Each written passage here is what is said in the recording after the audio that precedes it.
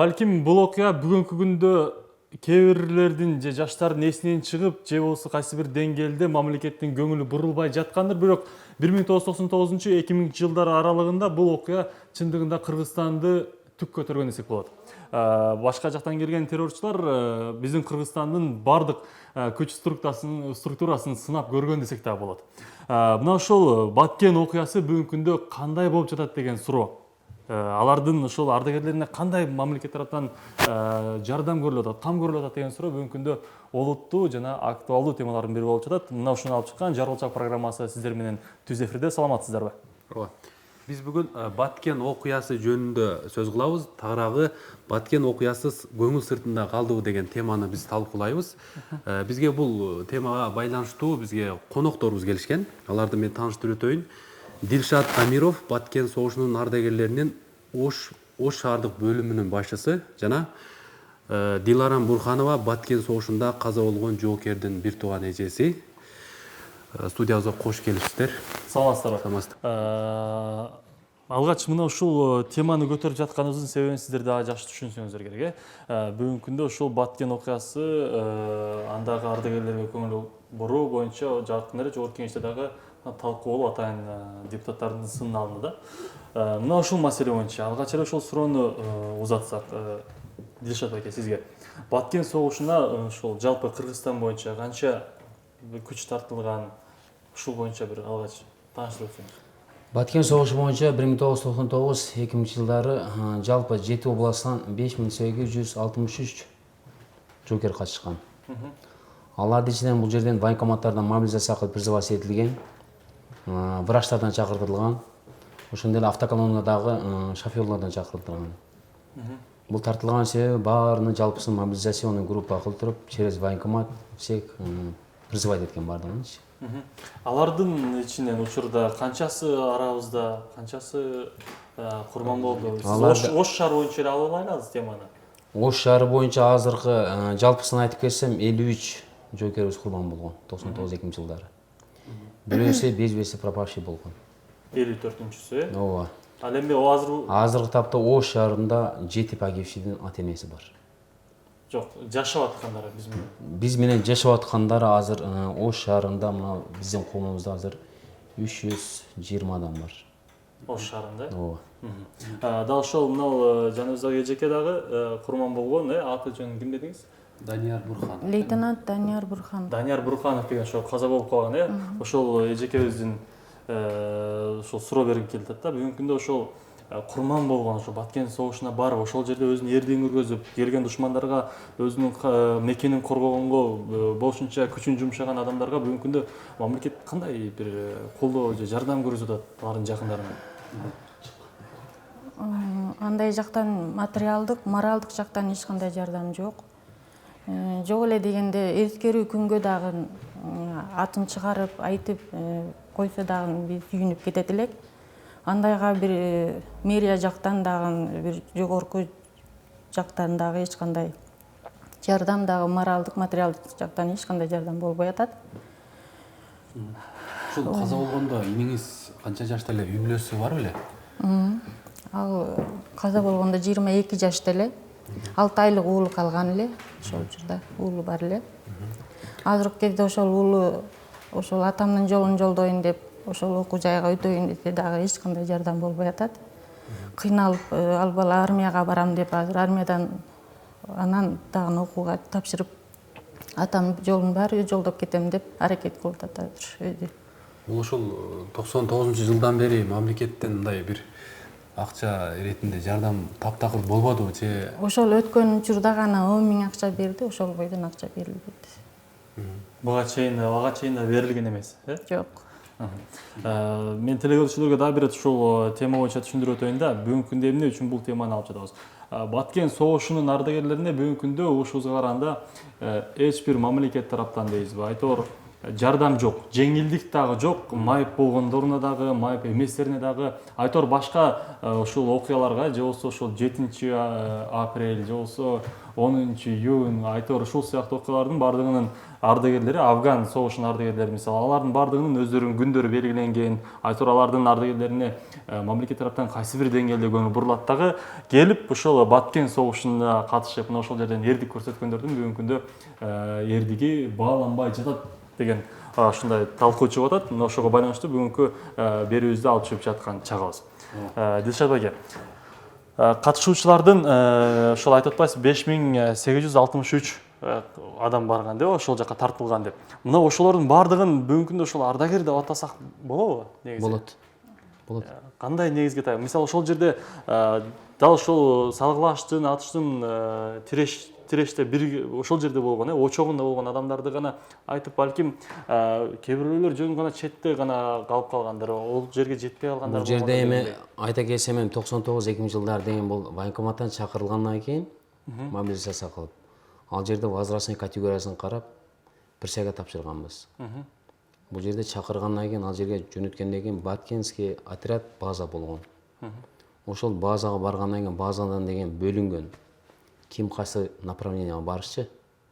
Баткенский направление. Ошол жерден бөлүнгөндөн кийин ал жерде көбүнчөсү курал кармап, тоо ташта ысык суугунда жүрүп, кайнаган чогунда жүргөн балдар, действительно алар участниктер алар. А мына медицина жакта алып кете турган болсок, врачтар 99-2000 жылдар деген армиянын күчү жок болгон. Биринчиден. Солдат курсагы тойсо болду, күн өтсө болду, эптеп үйүнө кетиш керек болгон. Потому что Кыргызстан армиясынын күчү жетпей атып, бизди мобилизацияга чакырган, призывать этип, кайрадан армияга.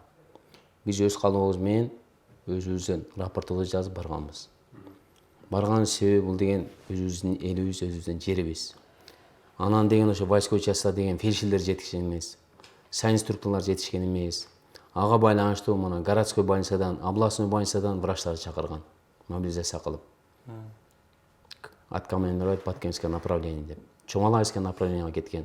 Потому что ал жерде деген солдат ранение алабы, солдат өлгөндө аларды ким первый помощь оказать этет. Мен, например, бере албайм. Врач деген специалист, врач берген. Ошо перевозкасын таңып, өлгөндөрдү алып чүйүп, группа салып жөнөткөн. Ушул түшүнбөгөн жагдайда негизи ушу Баткен согушу катталгандан кийинден тартып такыр мамлекеттен көзөмөл болгон эмеспи, же кайсы бир учурларда болуп, андан кийин токтотулуп калганбы? Бул 99-дан 2003 жылга чейин жеңилдиктер болгон 50%-тенчи. Мисалы кандай же? Мисалы жеңилдиктер мына светибизге, газыбызга, суубузга, жерлерибизге 50%-тен жардам көрсөтүп жүргөн. 2003 жылдан кийин бизди четтетип салды. Эчтеке жок. Бир эле бизге жеңилдик подоходный налогтон освобождать этилген. Болду. Башка эч кандай жеңилдик жок. Үй жактан деле, электр энергия жактан деле, свет газдан деле эчтеке жардам жок. Бизде азыр ушул темага байланыштуу биздин кабарчыбыз Арген Камалдинов ушул Баткен окуясынын катышуусунун үйүнө барып сюжет тартып келген. Азыр ушул сюжетти көрүп алып, анан талкууну улантабыз.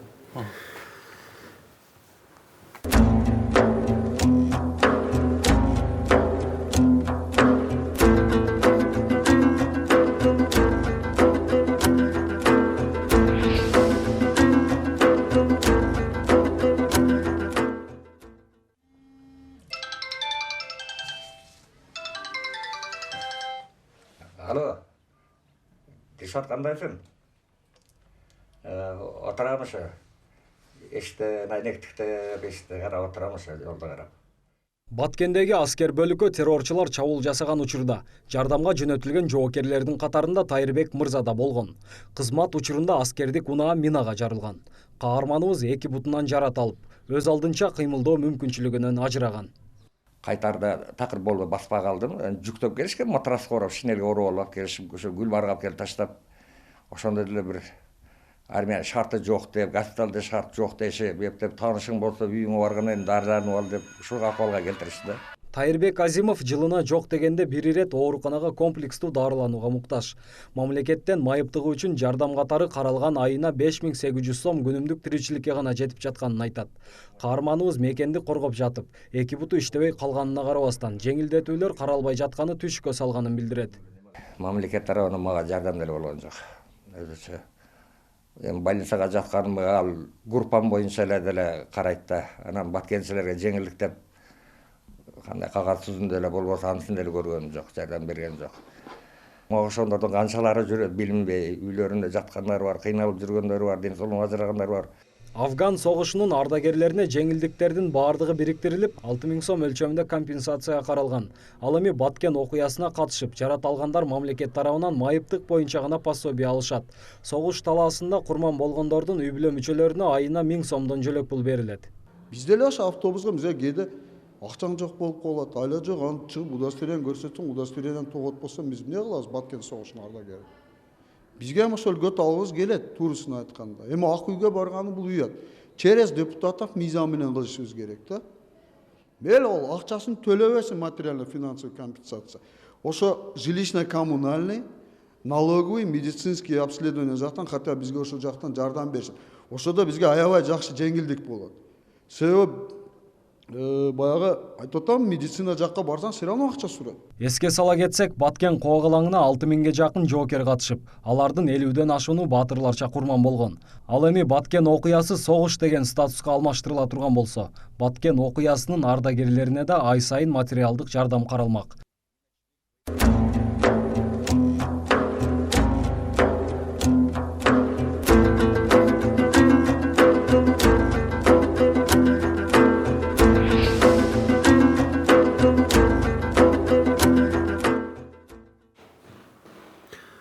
Урматтуу телекөрүүчүлөр, биз Ош Прим телеканалынын түз эфиринде Жаргылчак программасын улантабыз.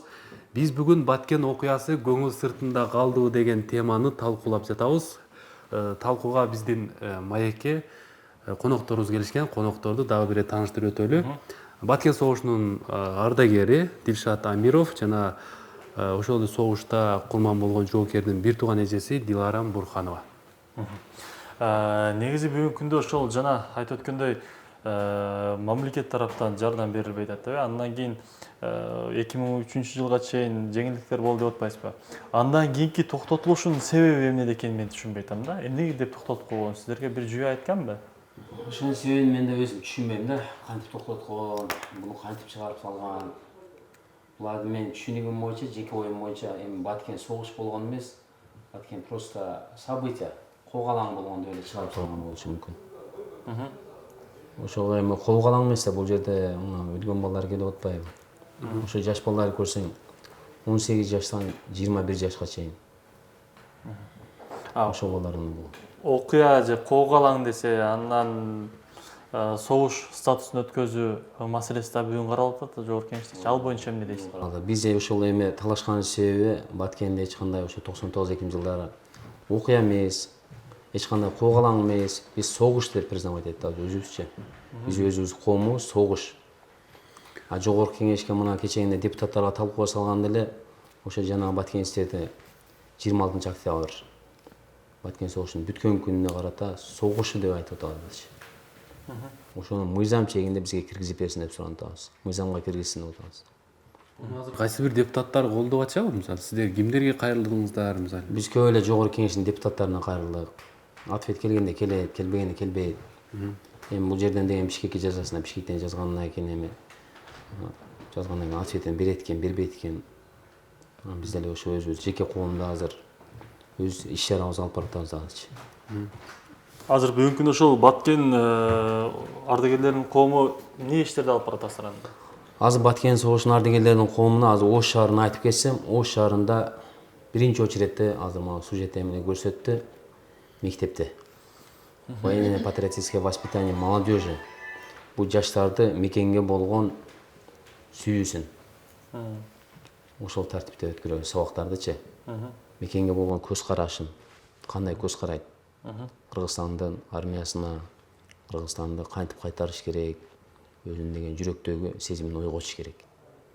Андан сырткары иш чараны алып өткөрсөк эми өзүбүздөн 26 октябрда деген премьер-министерство барганда деп указ чыгарып берген бизге.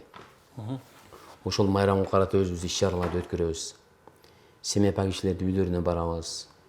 Өзүбүздүн көтөрө турган нерселерди көтөрүп, өзүбүздүн сыйлыктарыбызды беребиз, көңүл айтабыз. Андан сырткары инвалидтердин майыптарды чакырабыз. Чакырып иш-чараларыбызды өткөрөбүз. Сиздердин мына Баткен согушунун ардагерлери тобу сиздин ийгиңизди эстеп, кайсы ошол күндөрү эскерүү күнү болуп турабы? Мисалы чогулушка чакырып, же сыйлык болгондобу? Ар дайыма ошол эскерүү күндө ошол балдар өздөрү чакырышып, жанынан акча чогултушуп, ошо бизге атайын чай берип, Куран түшүрүшүп, көңүл айтышат, фамилиясын айтып, атын айтып, Куран түшүрүп койсо деле үйүнүп кете беребиз.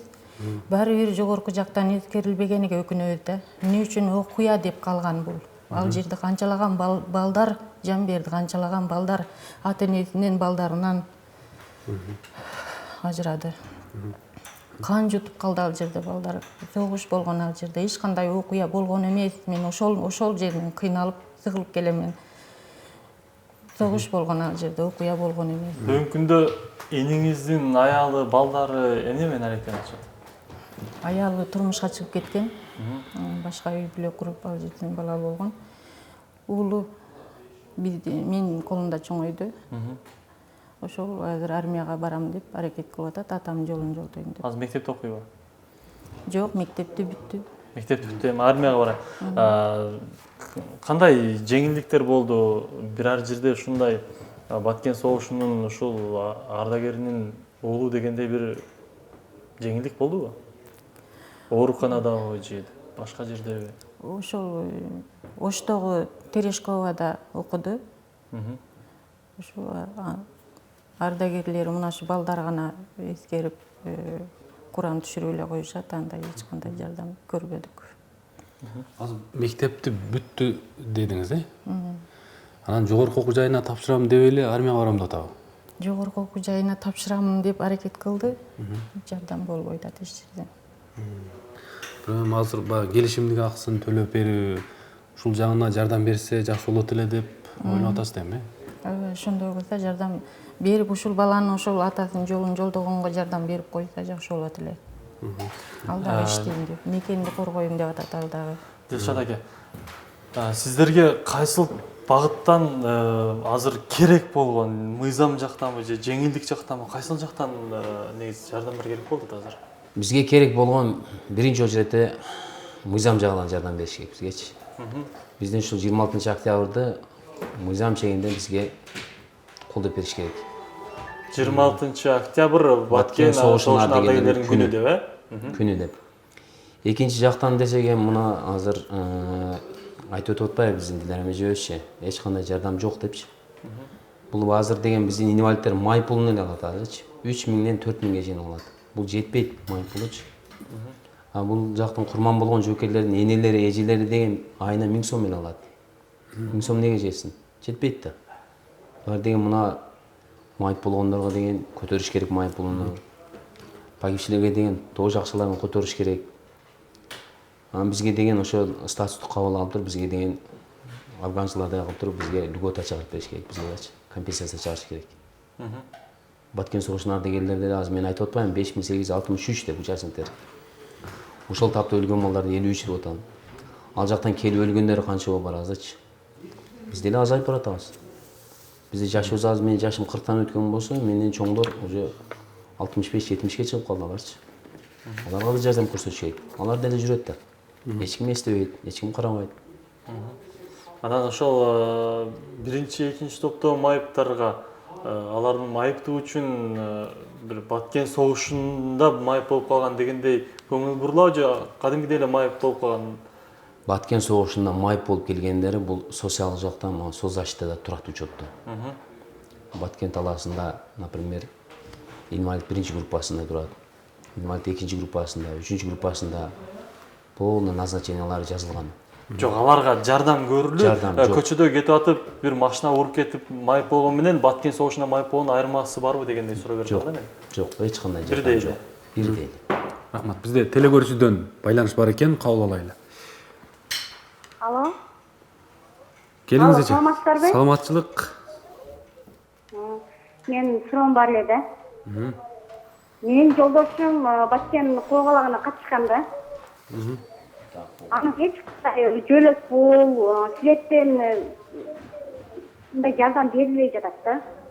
Ошону анан ушул маселени силер көтөрүпсүңөр да. Ошо аябай жакшы болду. Эми ошол күчүнө кирип кичине закон ченемде мыйзам чегинде акча жөлөк пул берилет экен ошол. Ошол Андан дагы бир маселе бар да. Мына 1-апрель оголаңында бир эле күн чыгып, Баатыр Дулата курман болду деп дагы жөлөк пул алып ошентип неме кылып берилип жатат да.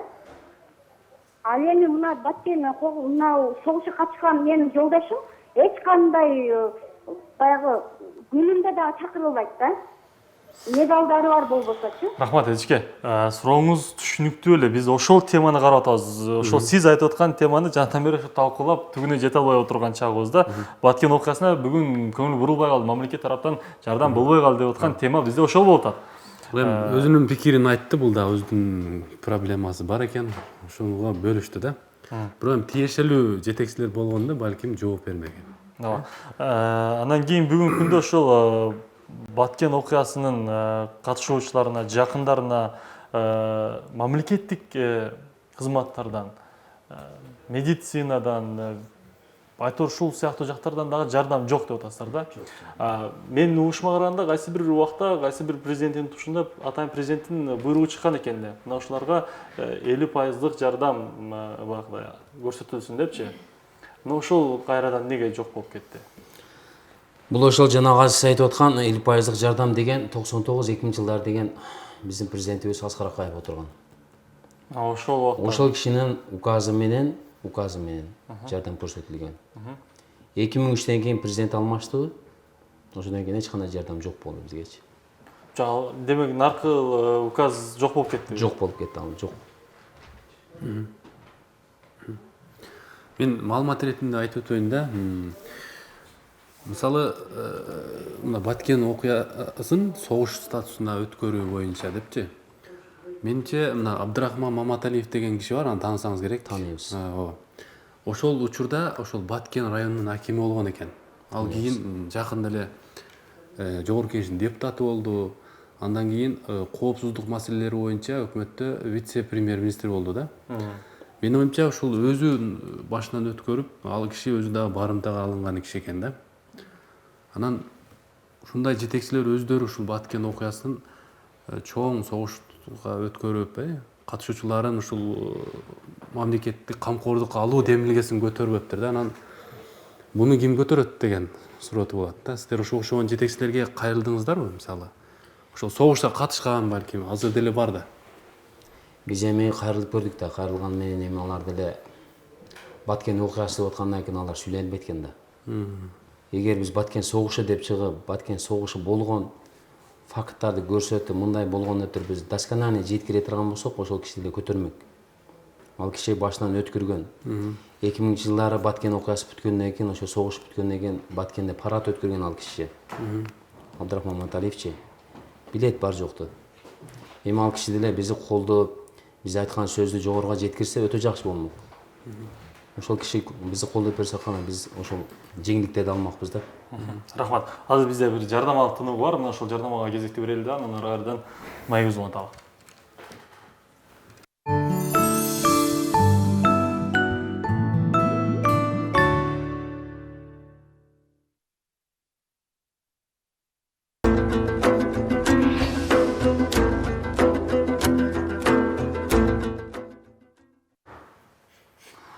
Ош Прим телеканалынын түз эфиринде жаргылчак берүүсү алгары улантылат. Бүгүн биз Баткен окуясы көңүл сыртында калды деген теманын алкагында кеп кылып жаткан чагыбыз. Жана буга байланыштуу атайын студиябызга Баткен окуясынын катышуучусу, ошондой эле мына ошол согушта курман болгон жоокердин эжеси дагы студиябызга келип майып куруп турган чагы. Азыр бизде телефон байланыш бар экен, телекөрүүчүдөн. Ошону кабыл алайлы.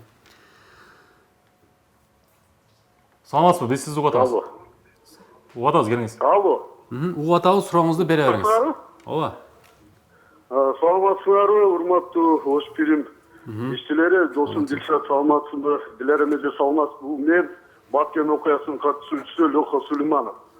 Мен азыр мына жерде биздин төрагабыз отурат, Дилшат. 3 жылдан бери ушул бала иштерди алып барып, мына таза иш алып барып атат. Ошо Дилшатка рахмат биринчиден. Экинчиден мына Дилшат досум, мына сен бүгүн чыгыпсың, үлгөт суранып атасың мына жогорку кеңештен. Сага рахмат досум. Бир сенден сураныш дос, ушул жерде отурасың. Мына биздин муниципальный деген биздин мэрияны өзүдөн бир болчу жок дегенде транспортный льгот автобус менен троллейбуста анан ушу муниципальный вывоз мусора дегени бар, тазалык. Суу көрүп водоканал. Ошого кичине жок дегенде ошону кичине сүйлөп өтсөң дос, ошо мелочтен көп нерсе болот экен. Көп нерсе калат экен да мындай мелочтен топтогондо. Ошодон биз хотя бы местный бюджетте ошону кичине жардам берип койсо бизге, ушу местный мэрия хотя бы. Ошодон көп жеңилдик болот бизге. Рахмат, Дилшат, иштериңе ийгилик. Биларим эже Кудайым Ноорuz окууга кирсин. Данияр досубуз рух шат болсун, постоянно биз унутпайбыз. Рахмат сизге. Мейли, рахмат. Рахмат, урматтуу делегөрчү. Терең ыраазычылык билдиребиз, дайыма байланышка чыгып туруңуз. Жана өтө сонун бир маселе таштадыңыз да ортогочу. Бүгүнкү күндө мына ушул мамлекеттик деңгээлде чечилбей жаткан нерселер балким шаардык деңгээлде карап кое турганга мүмкүнчүлүк боло турган нерселер болушу мүмкүн. Кээ бир басма сөздөгө же болсо дагы бир кээ бир кызматтарга мына ушул коомдук транспорттордо жүрүүгө акысыз берилген да, акысыз. Мына ошолор боюнча дагы сиздер бир кайрылып көрдүңүздөрбү мэрия өкүлдөрүнө, башчыларга? Жок, биз кайрылган эмеспиз. Биз кайрылганыбыз эми кайрылганда эми бизде майрам деген мыйзам түрүндө болбогондон кийин, бул өзүнчө жеке коом болуп аткандан кийин каяктан жардам берсин? Ал мэриядан жардам бергенде мыйзам чегинде деп каратат да. Туура?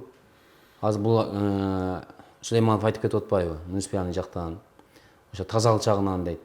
Тазалык жагынан баардыгы мыйзам чегинде карайт да.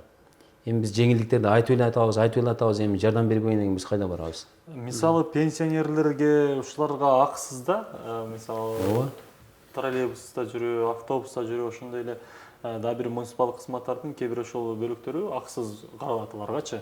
Сиздер деле мисалы мекенди коргогон адам катары алып кирип ушул маселени шаардык кеңештин отурумуна койсоңуздар дегендей. Туура айтасыз, аны деген ошо шаардык кеңештин отурумуна коюп, ошону чечкенди укулду ушуну чечип берсек, биздин ардагерлерибизге, биздин жоокерлерибизге баардыгына жеңилдик болуп, жакшы болот эле да. Эми бул жөнүндө биз кайрылдык. Жеңилдиктер тууралуу эми особенно эми кайрыла турган жерге кайрылып көрдүк. Түз эле мага СОЗАЧтан берет экен да. СОЗАЧтан бизге ответ берет. Баткен согушунун ардагерлери эч кандай жардам, жеңилдик көрсөтүлгөн эмес деп бизге кат берет. Жок да, жок. Жок болсо кайдан? Ответин алгандан кийин кайда жазасың эмичи? Мисалы сиздер жалпы Кыргызстан боюнча Баткен согушунун ардагерлери биригип, мисалы расмий түрдө арыз жазып, кат жазып, мисалы жогорку кеңешке деле, өкмөткө деле өзүңүздөр кирип ушундай кайрылуу болдубу буга чейин? Болду.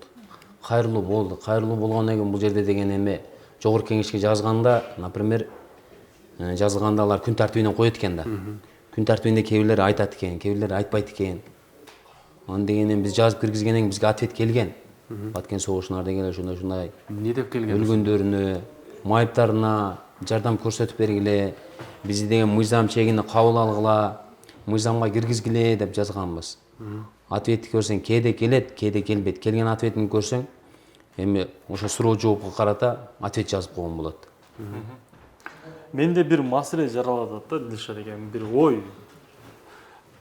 6000ге жакын адам ошол тартылыптыр Баткен согушуначы. Мына ошол 6000ге жакын тартылган адамдын баарын бүгүнкү күндө ардагер деп аташ керек деп атасыз да. Мына ушул жактан да мамлекеттин башы катып дейм да. Көп болуп атат, өтө көп болуп атат. Жардам берейин десе, же пенсия чегерейин десе өтө көп болуп атат. Көп болуп атат. Мен ойлоп аткан жагым, балким ошол жердин ошол согуштун очогунда болгон. Азыркы учурда майып болуп калган. Же болсо өтүп кеткендердин жакындарына ушундай жардамдарды гана көргөзүп калгандарына эми мекендин алдында бир кызматым болуптур дегендей түр калтырса капа болбойбу Баткенчилер? Эмне үчүн капа болобуз биз? ошол деңгээлде, например, ошол жогорку кеңеш деген майыптарына, өлгөндөрүнө жардам бере турган болсо, мен сүйүнөм. Эми бизге ошо мыйзам чегинде карап берсе өтө сонун болот да бизгечи. Мыйзамга киргизиш керек да. Арадан деген 17 жыл өтүп атпайбы ужечи? Жок, мисалы мыйзамга киргизиш үчүн сиздер ошол сунушту беришиңиздер керек да. Мына ушул 6000 адамдын баарына эмес, 5836-нын баарына эмес, келгиле. Мына жерде ушул Курманболгон ош шаарына мынанча экен, Жалал Абадта мынанча экен, башка облустта мынанча экен. Ушуларга жардам бергиле. Майып болуп калган биринчи, экинчи, үчүнчү топтогу майыптарга мынанча пайыздык бир арзандатуу бир кызматтарга дегендей кылып сунуш келтирсеңиздер менимче колдой эле деген ой жаралып атат да. Жок, азыр сиз айтып аткан туура айтып атасызчы. Бул жерде майыптарды деген бул соцзащитадан майыптарга деген майып пулун берип атпайбы? 3000-ден 5000ге чейинчи. Ал кадимки эле баягы көчөдө Кадимки, өз авария болуп кетиппи же болбосо бир кырсык болуппу, ошо майып болгон адам менен айырмасы жок эле ошол. Ошондой эле кетип атат, ооба. А эми бул өлгөндөргө деген 1000 сомдон берип атпайбы алачы? Бул 1000 сом эмнеге жетсин айтчы? Бул азамат Дилара эжем айтып атпайбы азыр? Баласы деген окууга өтүш үчүн контракт төлөш керек. Биз жака эми мына 1000 сом менен азыр эжем айтып атпайбы? Армияга барам, атам жолун басам деп атат. Бул бала деген жүрөгүндөн уже атасыны көзүн көргөн бала. Жүрөгүнөн урту чыгып, мен атамдын жолун басып барам, мен офицер болом деп атат баласычы. Рахмат. Бизде байланыш бар экен, кабыл алып коелу. Саламатсызбы, келиңиз. Сиз эфирдесиз.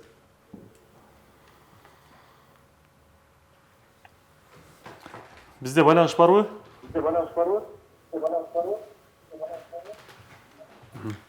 Бизде Тоскоолук жаратат.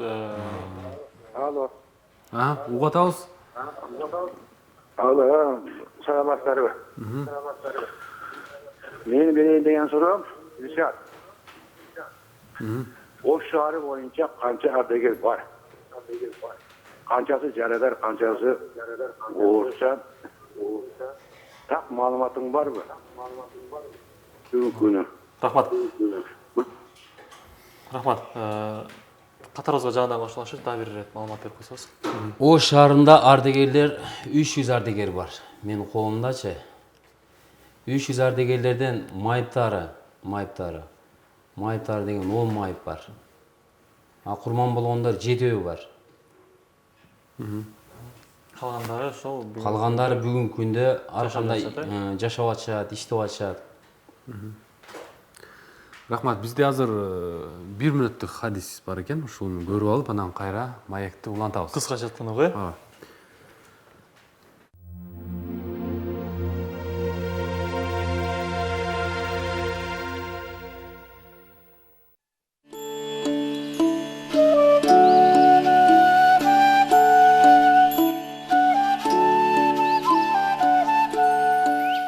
Мусулмандардын бир тууганы ага зулумдук кылбайт, кыйынчылыкта жалгыз таштабайт. Акылдуу адам өзүнө өзү суракка тартып, өлүмдөн кийинкиси үчүн кам көрөт. Алсыз акмак адам напсиси каалаган дээрчип, Аллахтан курулай үмүткөр болот. 3 киши болсоңор, экөөңөр досуңардан четтеп шыбырашпагыла, бул анын көңүлүн оорутат. Элге ишеничтүү, чынчыл, туура так жүргөн соодагер кыяматта шейиттер менен бирге болот.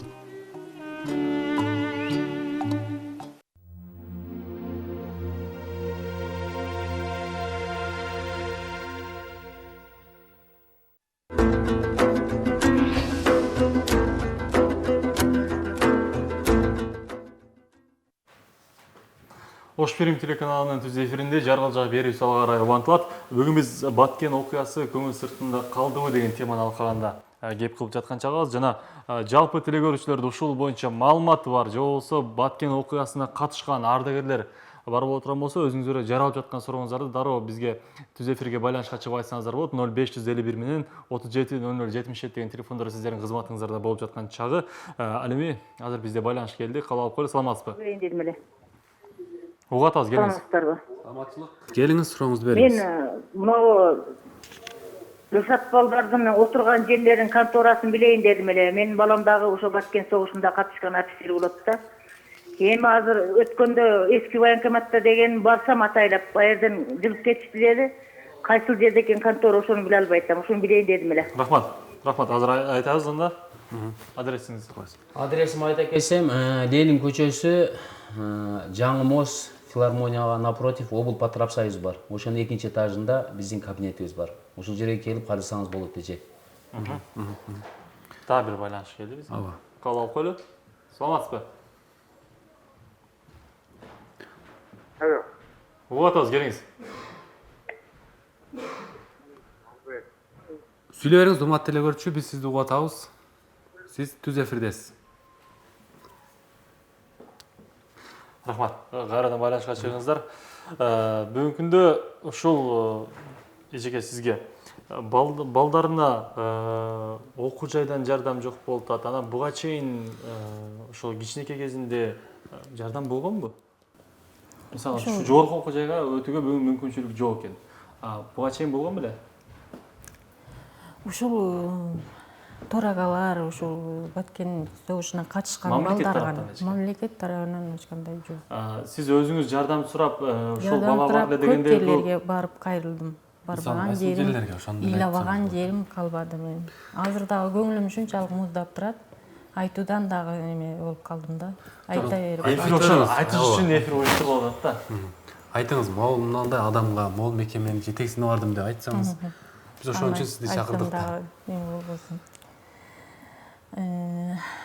Өзүнүн иштеген жерине барамын ар дайым. Лейтенант болуп иштеп жүргөн Западныйда чакта.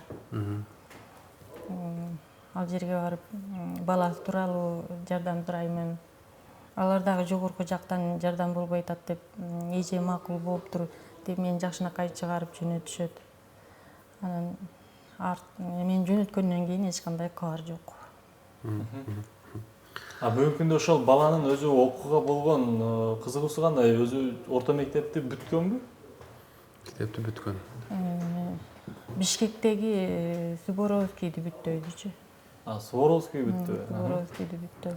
Ошодон жогорку окуу жайга дагы тапшырыш керек экен. Ал жерге дагы ошо кичине жардам болсо өтүп кетмек ал дагы. Ошо жалаң эле байлардын балдары өтүп кетти. Атасы жок эле, мунун атасы бул жакта өлдү эле деген тема дагы болбоду, андай сөз дагы болбоду. Мен дагы жардам сурап ал жерге ыйлап бардым. Ошондуктан мен бул жерде отурам ыйлап. Азыркы күндө ошол бала армияга барам деп атканын мен түшүнбөй атам да. Ошондо Суворовскийди бүтсө, азыр жерде жогорку жайга ошол чини болот да. Окуу жайга өтөйүн десе жардам болбой, анан кийин армияга барып туруп ошодон өтүп кетем деп неме кылып атат да, окуу жайга. Иштеп атам азыр. Эмне кылып атат? Азыр бекер эле жүрөт үйдө. Ошондо ал келечекте аскер адам болуп иштегиси келет, Ошо иштегиси келет.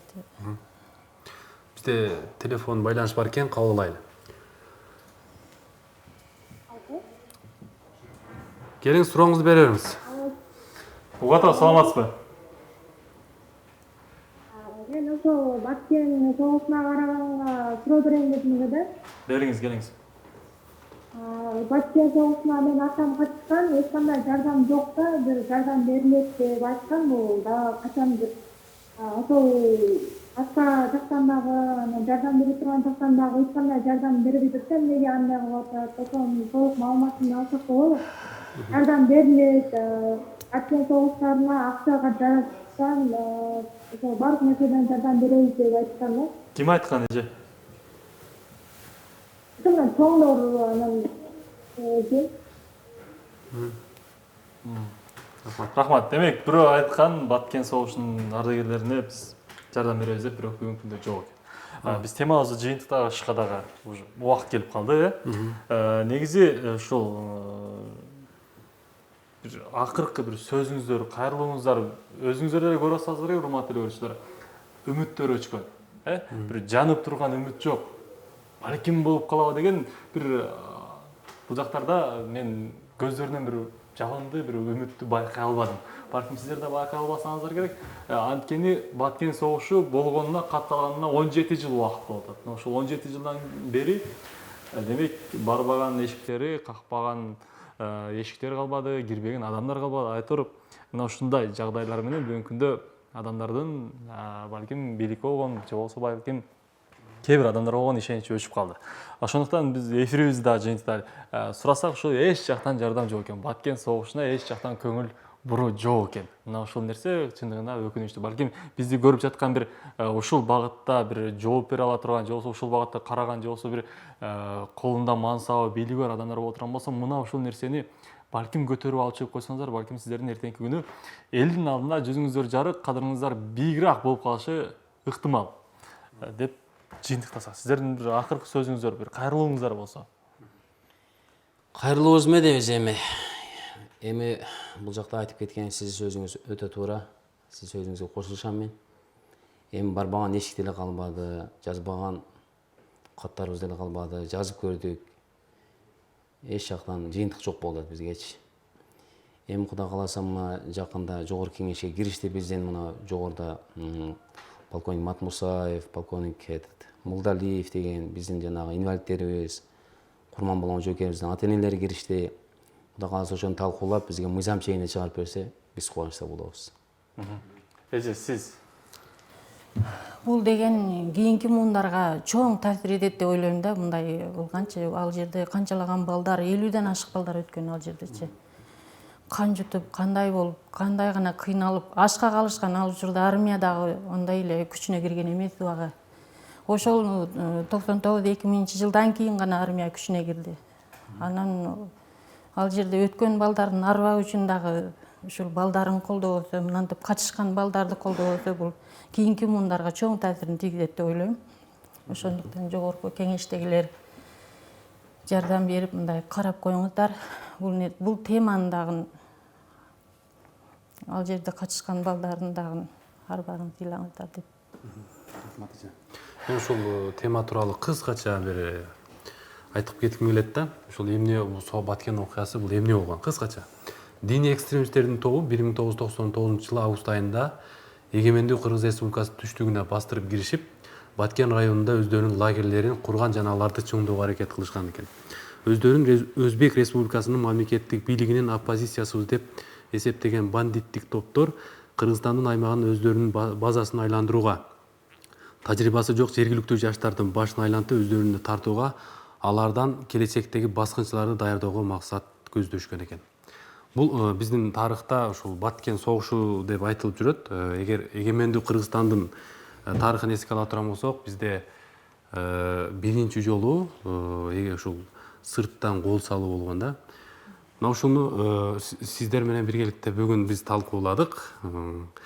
Ушул биздин тема ушул Баткен согушун окуясын согушка айландыруу. Бул Баткен согушунун ардагерлери, катышуучулары ушул максаты ушул болду деп айтайын. Эфирибизди ушинтип жыйынтыктайлы, урматтуу телекөрүүчүлөр. Барыңыздар биз менен бирге болгонуңуздарга терең ыраазычылык билдиребиз. Чындыгында балким ар бир окуя, Ош окуясы, 7-апрель окуясы, март окуясы, айтор кайсыл окуя болбосун өзүнүн орду бар. Биз алардын ордуна жайнай коебуз, алардын да өзүнүн балким кабыл алынган мыйзамга ылайык. Мына ошол эле учурда бүгүнкү күндө Баткен окуясы эмнеге бул мыйзам тарабынан бул согуш деп аталбай атат. Бул чындыгында ал жерде адамдар курман болду. Канчалаган адамдар, канчалаган үй бүлөлөр канчалаган балдар жетим калды, канчалаган адамдар өмүрүнөн айрылды, канчалаган адамдар бүгүнкү күндө ден соолугу жакшы эмес жүрүшөт. Мына ошол нерсени биз жалпы ушул телекөрүүчүлөргө, ошондой эле бизди көрүп жаткан бийлик баштарына биз кайрылат элек. Мына ушул багытка көңүл буруп койсоңуздар деген биздин кайрылуубуз. Кайрадан эфир аркылуу амандашканга чейин сак саламатта туруңуздар. Сиздер Ош Перим телеканалынын жаргалчак берүүсүн көрдүңүздөр.